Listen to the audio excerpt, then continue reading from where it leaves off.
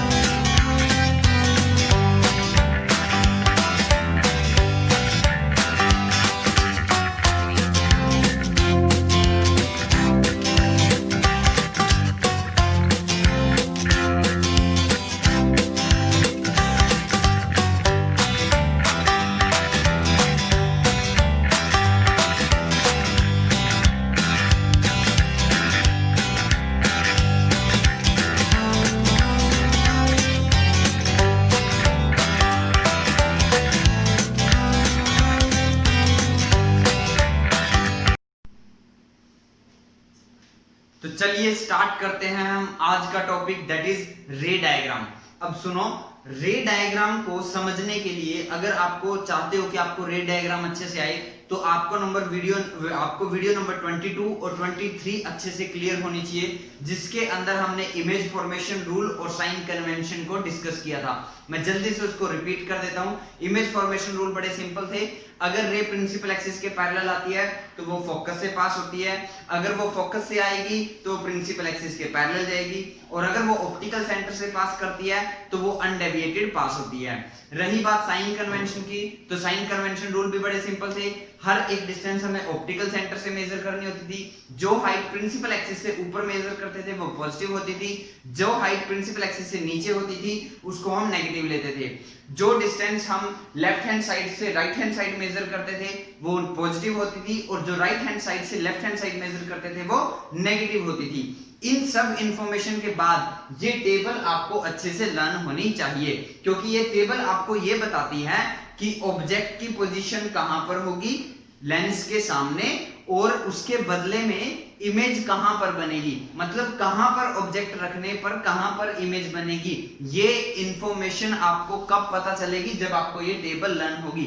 जैसे मैंने अभी ये टेबल बनाई है, आपको भी ये ऐसे ही बनानी आनी चाहिए। अब आपके माइंड में एक क्वेश्चन आ रहा होगा कि सर टॉपिक तो करवा रहे हैं रे डायग्राम्स फॉर कॉन्वेक्स लेंस, और ये जो डायग्राम बनाया है सर ने, ये जो डायग्राम बनाया है हमने, ये बनाया है कॉनकेव मिरर का। किसका? कॉनकेव मिरर का। याद करो, कॉनकेव मिरर के रे डायग्राम्स के लिए हमने वीडियो नंबर 11 बनाया था। याद करो, अगर नहीं याद किया, अगर किसी ने नहीं देखी तो पहले जाके वीडियो नंबर 11 को चेक करो। तो याद करो, मैंने इसी चैप्टर के वीडियो नंबर 11 में कॉनकेव मिरर के रे डायग्राम्स करवाए थे, और उसमें मैंने आपको सेम टेबल करवाई थी। और ये अगर आप टेबल भी ध्यान से देखो तो ये टेबल मिरर के लिए ही बनी है। तो आप ये क्वेश्चन पूछ सकते हो कि सर कॉन्वेक्स लेंस के रे डायग्राम्स को हम डिस्कस कर रहे हैं और हम कॉनकेव मिरर की टेबल को बना रहे हैं, ऐसा क्यों? तो देखो, हमें काम को आसान करना है, इजी करना है, हमें एक ही काम बार बार लर्न नहीं करना है। समझ में बात? हमें सिंपल वे में लर्न कर लेना है। तो वीडियो नंबर 11 जिसने देखी है, या जो मेरे साथ अभी डिस्कस पढ़ते जा रहे हैं रेगुलरली, और जिसने मिरर को अच्छे से किया, मैंने ये भी बात बताई थी कि लेंस आपको अपने आप समझ में आएगा अगर आप मिरर को अच्छे से समझते हो। तो जिसको मिरर अच्छे से आता होगा, इट मींस मैं उससे ये उम्मीद कर सकता हूं कि उसको ये मिरर की जो टेबल है ये लर्न होगी। ठीक है, तो ये table same as it is बना लो, लेंस के केस में भी बना ली। अब आपको क्या करना है, आपको क्या करना है, जो C है ना, C, उसकी जगह आप 2F लिख दो। याद करो, मिरर के अंदर C को बोलते हैं सेंटर ऑफ कर्वेचर। क्या बोलते हैं? सेंटर ऑफ कर्वेचर, जो F से डबल डिस्टेंस पे होता था। पहले P होता था, फिर F होता था, फिर C होता था। याद आया? लेकिन लेंस के अंदर C नाम का पॉइंट नहीं होता, उसकी जगह हम क्या लेते हैं? 2F। और दूसरा जो पोल है P की जगह हम क्या लेते हैं? O for optical centre, O for optical centre. ये भी मैं आपको यहां पर दिखा सकता हूं। तो देखो, ये हो गया कॉन्वेक्स लेंस, ये यहां पर होगा इसका ऑप्टिकल सेंटर, ये यहां पर इसका एक फोकस, इसके डबल पे 2F, F और 2f। थोड़ा सा अपने माइंड को कंसंट्रेट करो और बड़ा सिंपल है। देखो मिरर के अंदर P के बाद F है और ये जो जितना PF है उतना ही CF है, मतलब ये जो C पॉइंट है ये डबल डिस्टेंस पर है एज कंपेयर टू फोकस। इसमें भी यही है, देखो ऑप्टिकल सेंटर से पहले F आएगा, फिर F के बाद 2F आएगा। बात तो वही है, हमने C की जगह बस 2F लिख दिया है। बात समझ आ रही है आपको? तो ये सब पॉइंट आप रिलेट कर पा रहे हो। तो जब हम मिरर से लेंस में शिफ्ट करते हैं, जब हम मिरर से लेंस में शिफ्ट करते हैं तो हमारा C जो है वो क्या बन जाता है 2F। हम C को 2F लिखना शुरू कर देते हैं और P को लिखना शुरू कर देते हैं O। बात समझ में आई आपको? क्लियर है? तो आपको ये टेबल बनानी है और इस टेबल में C की जगह 2F लिख देना है। तो मैं फिट कर देता हूं, जहां जहां C है वहां 2F लिख दो। तो ये हो गया C की जगह 2F, इस C की जगह भी क्या आ गया 2F, इस C की जगह भी क्या आ गया 2F। ठीक है, और कुछ पॉइंट C देखिए, C यहां पर 2F, ये C यहां पर 2F। ठीक है, ये हो गया। अब दूसरा P की जगह लिख दो O। तो देखो P कहां पर है, P है यहां पर O। बात समझ में आई? P कहां है O, P की जगह क्या लिख देंगे O। कहीं और P आया है? नहीं आया। ठीक है, और ये जो 6th केस है, याद करो कॉन्केव मिरर के केस में भी जो 6th केस था वो सबसे अलग था, सबसे यूनिक था, सबसे डिफरेंट था और सबसे इंपॉर्टेंट था। सिमिलरली इस कॉन्वेक्स लेंस के केस में भी जो 6th केस है वो सबसे इंपॉर्टेंट है। और 6th केस अगर सबसे इंपॉर्टेंट है, आप देखो इस टेबल में यहाँ ये कुछ इससे बिल्कुल अलग लिखा है बिहाइंड द मिरर, इन सब से। तो यहाँ पर भी कुछ अलग आएगा, इसको हम रिमूव कर देते हैं और बाद में हम लिख देंगे इसको जो भी आना होगा। अब नेचर की अगर बात करें तो याद करो और मैच करो। वीडियो नंबर 11 में जो टेबल बनाई थी उसमें भी यही लिखा था, real inverted, real inverted, real inverted, real inverted, real inverted और लास्ट में वर्चुअल रिएक्ट, और साइज भी बिल्कुल सेम था। तो दो ये जो कॉलम है इनमें तो कोई चेंज होने वाला नहीं है। यहां पर मैंने आपको चेंज बता दिया। नॉर्मली मिरर के लिए बना लो, फिर C की जगह लिख दो 2F और P की जगह लिख दो O। यानी कि सिर्फ कॉन्केव मिरर के लिए जो टेबल है आप वो लर्न करो, कॉन्वेक्स लेंस के लिए टेबल भी आपको अपने आप ही लर्न हो जाएगी। किस चेंज के साथ? बस आपको C की जगह लिख देना है 2F और P की जगह लिख देना है O। एक बात और मैं आपको क्लियर करता हूं, कई बुक क्योंकि 2F है तो वो उनको F1 और F2 नाम दे देते हैं। लाइक इसको F1 2F1, इसको नाम दे देंगे F2 2F2, ये डजंट मैटर, इसको आप F1 दे दो, F1 2F1, F2 2F2। तो आप चाहो तो 1 और 2 के साथ भी कर सकते हो और आप चाहो तो सिंपल F और 2F के साथ भी कर सकते हो। मैंने आपको बताया था जो फोकस यूज होगा आप उसी को उसी को कंसीडर करोगे, उसी के हिसाब से फोकल लेंथ को पॉजिटिव या नेगेटिव लोगे। तो आई होप आपको ये टेबल बनानी आ गई होगी। तो फर्स्ट ऑफ ऑल जल्दी से वीडियो को पॉज करो, इसको टेबल को कॉपी कर नोट करो, फिर हम ये 6 रे डायग्राम 1 बाय 1 डिस्कस करते हैं। तो चलिए हम स्टार्ट करते हैं रे डायग्राम्स। पहले हम 2 रे डायग्राम्स को डिस्कस करेंगे, रे डायग्राम नंबर 1 एंड रे डायग्राम नंबर 2। कुछ बेसिक स्टेप रहेंगे, वही बेसिक स्टेप्स आप भी फॉलो करोगे। तो मैं स्टार्ट करता हूं।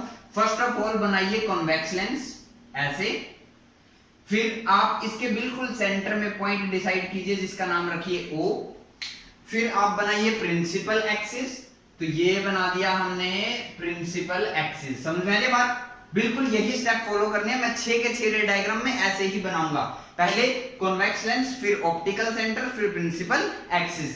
अब प्रिंसिपल एक्सिस के बाद आप पॉइंट डिसाइड कर लो। यहां पर एक पॉइंट होगा जिसका नाम होगा F और यहां से एक पॉइंट होगा जिसका नाम होगा 2F। आप एक बात याद रखना, ये गैप जितना होगा OF का उतना ही F और 2F का रखना है। अगर ये गैप अगर आपने कम या ज्यादा लिया तो आपका रे डायग्राम नहीं बनेगा, या बनेगा तो गलत बनेगा। बस आपको एक बात का ध्यान रखना है, जितना ये OF लोगे उतना ही ये F और 2F लेना है। ठीक है, समझ में आई बात आपको? सिमिलरली ये पॉइंट इस साइड भी हम लेंगे, तो यहां हो गया F और यहां से हो गया हमारा 2F। बोलिए बात समझ आई? तो अब पहला केस याद कीजिए। पहले केस में ऑब्जेक्ट की पोजीशन थी इंफिनिटी पे। इंफिनिटी का मतलब बहुत ज्यादा दूर। जैसे हम यहां से सन को देखते हैं ना, तो सन हमारे लिए क्या है? इंफिनिटी पर है। सन हमारे लिए क्या है? इंफिनिटी पर। तो इंफिनिटी पर जब होगा तो इंफिनिटी से जो रे चल के आती है वो पैरेलल आती है। क्या आती है? पैरेलल रेज आती हैं।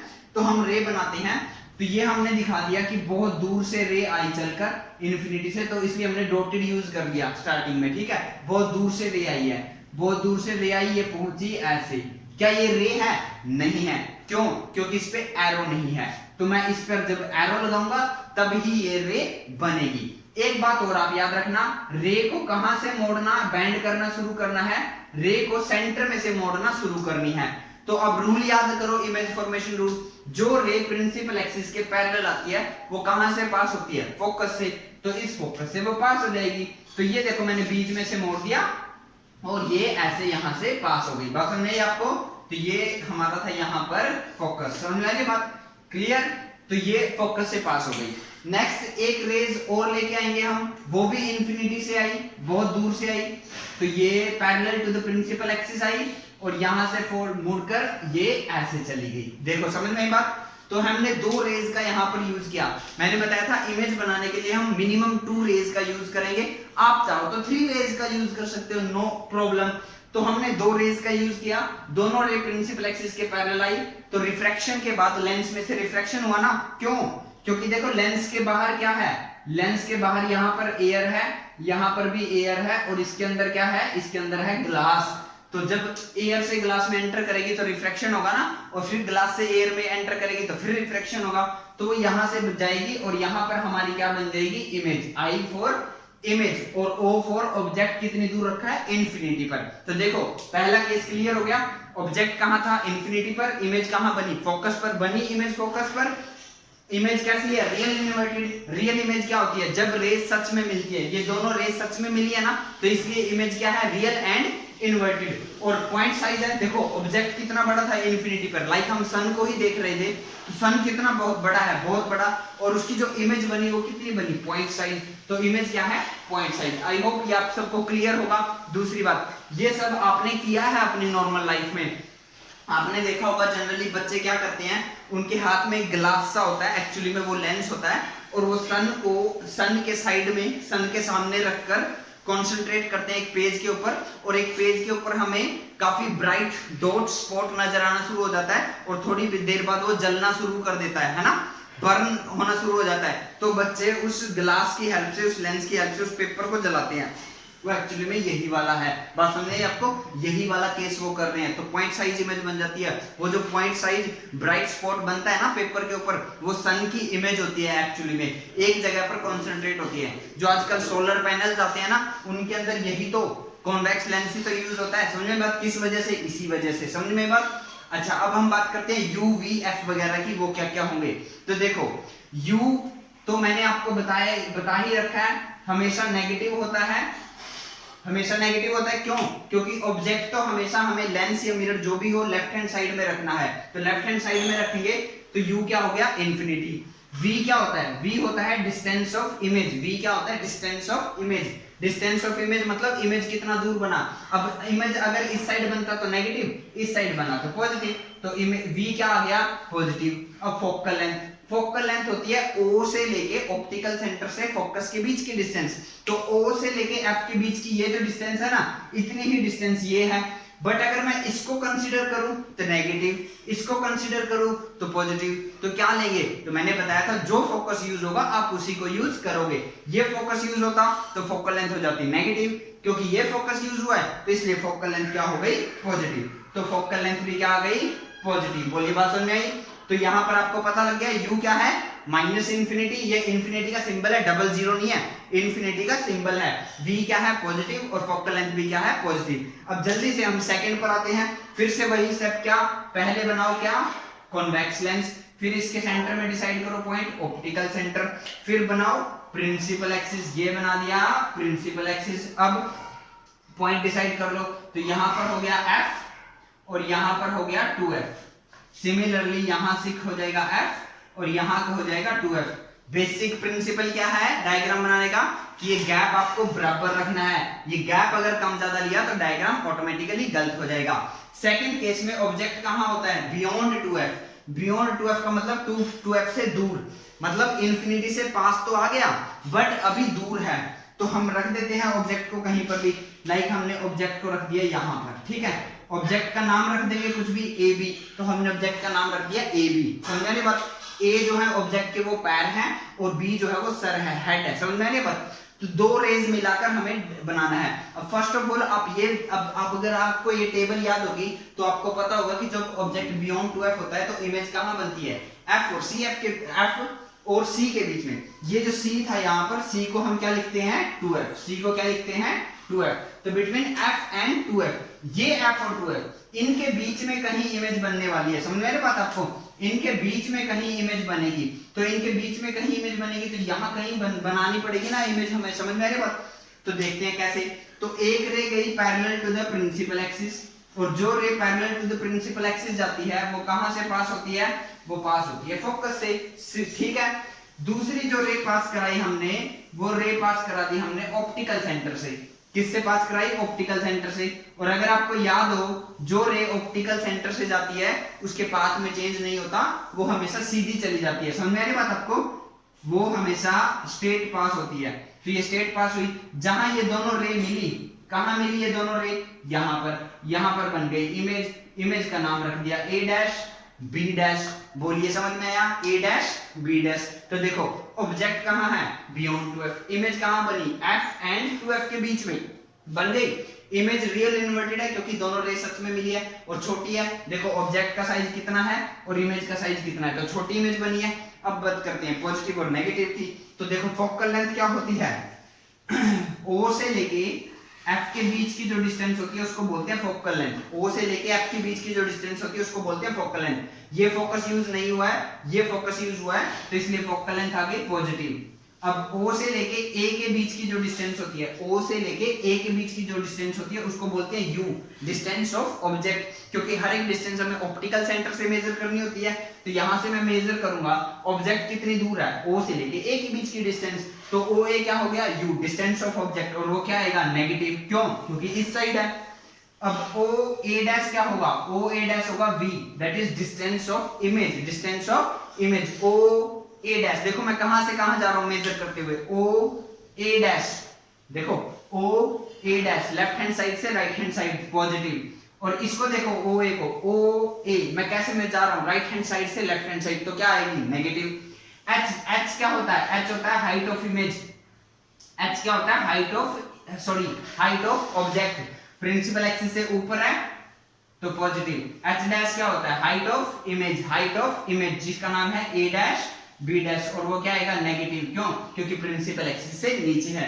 आप कहोगे सर यहाँ पर आपने H और H डैश नहीं बताया। भाई यहाँ हाइट ही नहीं थी, पॉइंट की कोई हाइट नहीं होती है, और ऑब्जेक्ट इंफिनिटी पे था, बहुत दूर था, तो हमें हाइट पता नहीं थी। समझ रहे बात? तो इसलिए वहां पर हमने हाइट को कंसीडर नहीं किया। यहाँ हाइट है तो हमने इसको बताया है। सो आई होप आपको ये क्लियर होगा। जल्दी से वीडियो को पॉज करो और ये दो डायग्राम अपनी कॉपी में नोट करो, फिर हम नेक्स्ट 2 रे डायग्राम्स डिस्कस करते हैं। तो चलिए अब हम स्टार्ट करते हैं रे डायग्राम नंबर 3 एंड 4।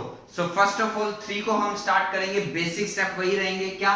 पहले हम कॉन्वेक्स लेंस बनाएंगे, ऑप्टिकल सेंटर डिसाइड करेंगे, प्रिंसिपल एक्सिस बनाएंगे, फिर F और 2F दोनों साइड डिसाइड करेंगे। अब थर्ड आपको केस में याद होना चाहिए ऑब्जेक्ट की पोजीशन क्या होती है, अपने आप आपको दी नहीं जाएगी, आपको पता होनी चाहिए। तो थर्ड केस में जो पोजीशन होती है वो 2F पर होती है। कहां पर होती है? 2F पे। तो ये रहा 2F हमारा, ठीक है। तो ये पॉइंट रहा हमारा 2F। इस 2F पे हमें क्या रखना है? ऑब्जेक्ट। तो हम ऑब्जेक्ट को यहां पर रख लेते हैं और ये हो गया ऑब्जेक्ट। ऑब्जेक्ट का नाम हमने रख दिया AB। अब ये आपको पता होना चाहिए कि जब ऑब्जेक्ट 2F पर होता है तो इमेज कहां बनती है?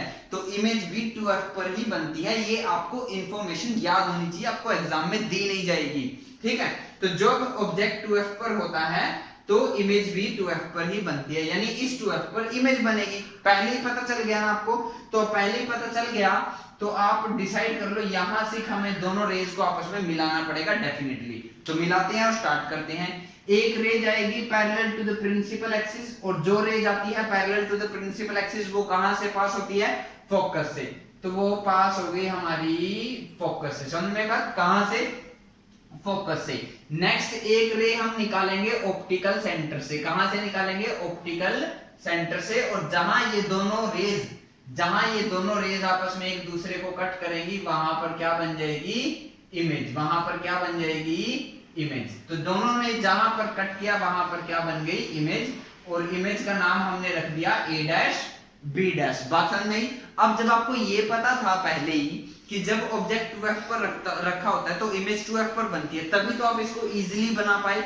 वरना देखो मैंने भी जब ये सेकंड रे बनाई 2 to 3 टाइम इरेज की ना, क्यों करी? क्योंकि मुझे पता था कि इमेज 2f पर बननी चाहिए, समझ में बात? तो मुझे 2f के सामने ही इन दोनों को मिलाना पड़ेगा। और ऑब्जेक्ट का साइज और इमेज का साइज भी आप देख रहे होंगे, दोनों का ऑलमोस्ट इक्वल है।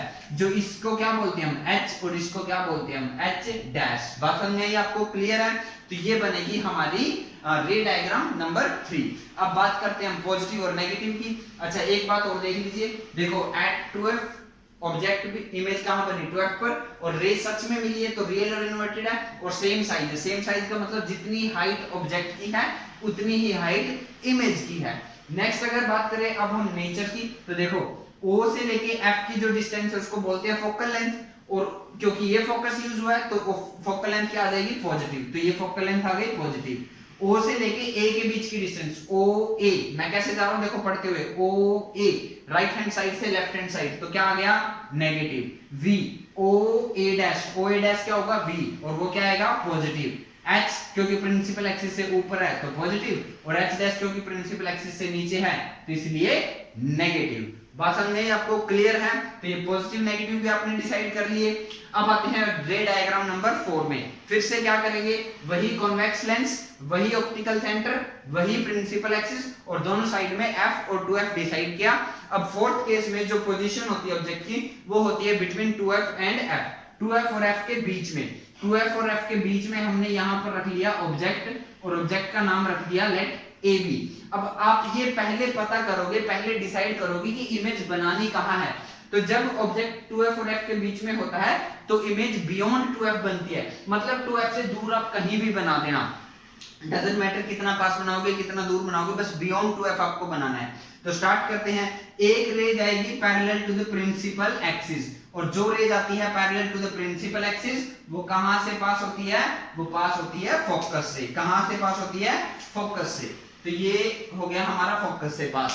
नेक्स्ट जो रे जाएगी वो कहां जाएगी, ऑप्टिकल सेंटर से, और जो रे ऑप्टिकल सेंटर से जाती है वो स्ट्रेट ऐसे ही पास हो जाती है, जहां पर दोनों रे मिली वहां पर बन गई इमेज, और इमेज का नाम हमने रख दिया A डैश B डैश। बात समझ में आ गई आपको?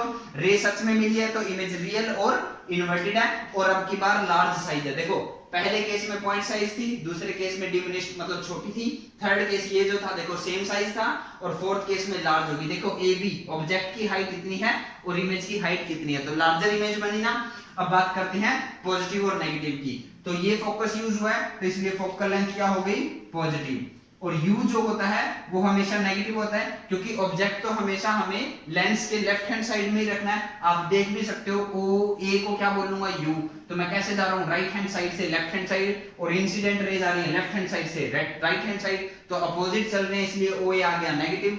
OA डैश आ गया पॉजिटिव, क्योंकि हम जा रहे हैं पढ़ते हुए OA डैश को। देखो OA dash left hand side से राइट हैंड साइड, और इंसिडेंट रे भी जा रही है लेफ्ट हैंड साइड से राइट हैंड साइड। H क्योंकि हाइट, जो ऑब्जेक्ट की हाइट है वो प्रिंसिपल एक्सिस से ऊपर है इसलिए पॉजिटिव, और जो H डैश है क्योंकि वो प्रिंसिपल एक्सिस से नीचे है इसलिए वो क्या आएगी, नेगेटिव। अब एक बात और जो मैं आपको बताता हूं, ये 4 रे डायग्राम पढ़ने के बाद आपने क्या ऑब्जर्व किया, आपने ये ऑब्जर्व किया, देखो थर्ड में देखो ऑब्जेक्ट कहां है, लेफ्ट हैंड साइड, इमेज कहां बनी, राइट हैंड साइड।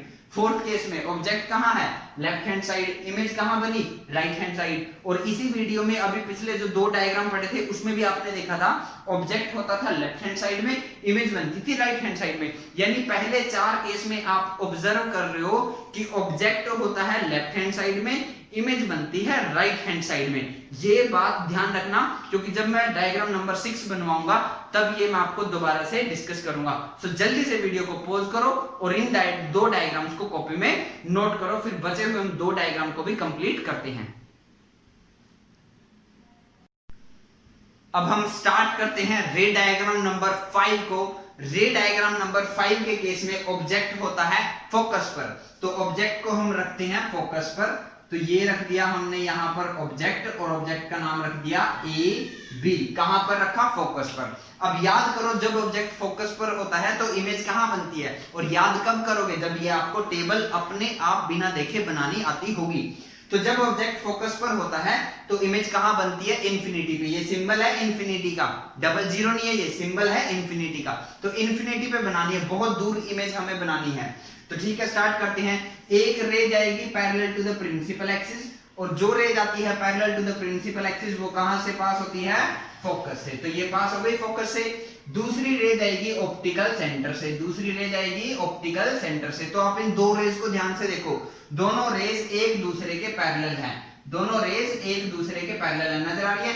दो रेज अगर पैरेलल जा रही है एक दूसरे के तो वो कहां मिलेंगी? कहीं भी नहीं मिलेंगी, बहुत दूर जाके इन्फिनिटी पे मिलेगी। तो कहां मिली? इन्फिनिटी पे। तो ये हमारा रे डायग्राम बन गया, किसके लिए? रे डायग्राम नंबर 5।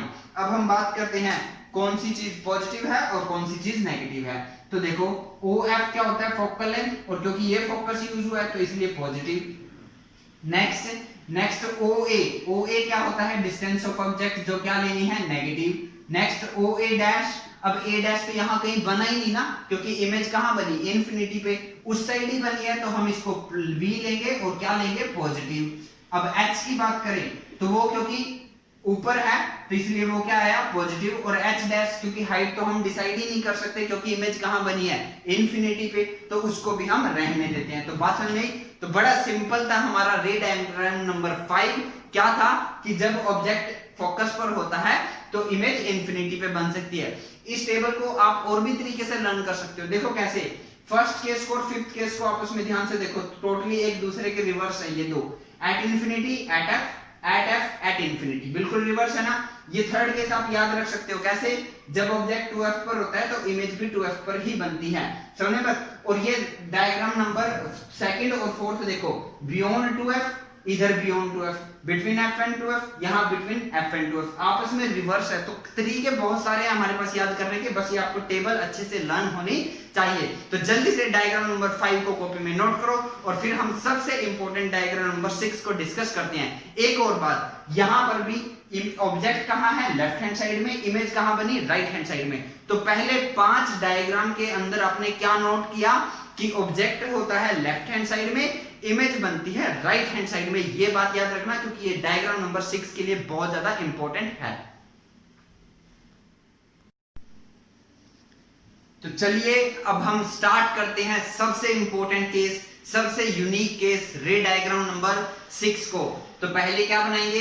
कॉन्वेक्स लेंस, फिर क्या डिसाइड करेंगे? प्रिंसिपल एक्सिस, दोनों साइड में f और 2f इक्वल डिस्टेंस पे, और बीच में ऑप्टिकल सेंटर। तो सिक्स्थ केस में ऑब्जेक्ट की पोजीशन क्या होती है? Between f and o, between f and o। तो f और o के बीच में यहां पर रख दिया हमने ऑब्जेक्ट, और ऑब्जेक्ट का नाम रख दिया AB, ऑब्जेक्ट का नाम रख दिया हमने AB। तो एक रे जाएगी parallel to the principal axis, और जो रे जाएगी parallel to the principal axis वो आपको पता होगी कहां से जाती है, पास होती है? वो फोकस से। कहां से पास होती है? फोकस से। और दूसरी रे जाएगी ऑप्टिकल सेंटर से, और जो रे ऑप्टिकल सेंटर से जाएगी वो कैसे जाती है? स्ट्रेट, बिना मुड़े। तो ये गई ऐसे हमारे ऑप्टिकल सेंटर से रे, ठीक है, समझ मेरी बात? अब ध्यान से देखो आप, ये दोनों रेज एक दूसरे के पैरेलल नहीं है, इन दोनों के बीच में डिस्टेंस कम होता जा रहा है, यानी ये दूर कहीं जाकर मिल जाएंगी। यहां किसी ऑब्जेक्ट पर्सन की आई होगी, वो आईज में जाएगी, उसकी आईज इन दोनों रेज को रीट्रेस करेंगी। रीट्रेस जब करेंगी तो ये पीछे की तरफ बढ़ाएंगे हम इनको, ठीक है, ऐसे, ये ऐसे, समझ में आ रही बात आपको? ये ऐसे, और जहां ये दोनों रेज आपस में मिलेंगी वहां पर बन जाएगी इमेज, और इमेज का नाम हम रख देंगे A डैश B डैश। बात समझ में? क्या रख देंगे? A dash B dash. बात समझ में? क्लियर? कैसे? एक रे गई parallel to the principal axis, वो फोकस से निकली, दूसरी रे गई ऑप्टिकल सेंटर से। रे डायग्राम नंबर 5 और 6 में ये डिफरेंस है कि रे नंबर 5 में वो जो दो रेज थी वो दोनों एक दूसरे के पैरेलल थी, बट ये दोनों रेज एक दूसरे के पैरेलल नहीं है। गैप देखो आप ध्यान से, यहाँ कितना है और यहाँ कितना है और यहाँ कितना है, यानी ये कहीं ना कहीं जाकर आपस में मिल जाएंगी। यहाँ एक पर्सन खड़ा था, उसकी आईज में ये गई, उसकी आईज में गई, उसकी आईज इन दोनों रेज को रिट्रेस करेंगी और उसे लगेगा कि यहाँ से आई है, उसे ऑब्जेक्ट यहाँ पर नजर आएगा। बात समझे क्लियर? तो अब मैंने आपको बात बताई थी कि याद रखना पहले 5 केस में ऑब्जेक्ट होता है लेफ्ट हैंड साइड में, इमेज होती है राइट हैंड साइड में। लेकिन यहां देखो ध्यान से, यहां क्या है, यहां ऑब्जेक्ट भी है लेफ्ट हैंड साइड में और इमेज भी बनी है लेफ्ट हैंड साइड में, यानी ऑब्जेक्ट और इमेज दोनों एक ही साइड में है। या मैं ये कह सकता हूं कि इमेज उसी साइड बनी है जिस साइड ऑब्जेक्ट रखा हुआ था।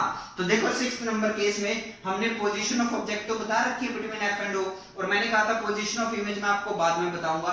तो अब वो टाइम आ गया है बताने का, तो मैं लिखूंगा इसको same side as object, same side as object, मतलब उसी साइड बनेगी जिस साइड ऑब्जेक्ट आपने रखा होगा। ये केस कौन सा है? ये केस वही है, आपने देखा होगा डॉक्टर वगैरह को, किसी को, या जो वॉच मेकर्स होते हैं, घड़ी बनाने वाले होते हैं, वो एक लेंस रखते हैं अपने हाथ में और ऐसे टिथ पर कंसंट्रेट करते हैं, ठीक है, वो एक्चुअली में इसी केस को फॉलो कर रहे हैं। या किसी को लॉन्ग साइटेडनेस होता है तो उसके जो स्पेक्टिकल्स होते हैं वो इसी केस को फॉलो करते हैं। समझ में बात? अब हम डिसाइड करते हैं कौन सी डिस्टेंस पॉजिटिव होगी, कौन सी डिस्टेंस नेगेटिव होगी।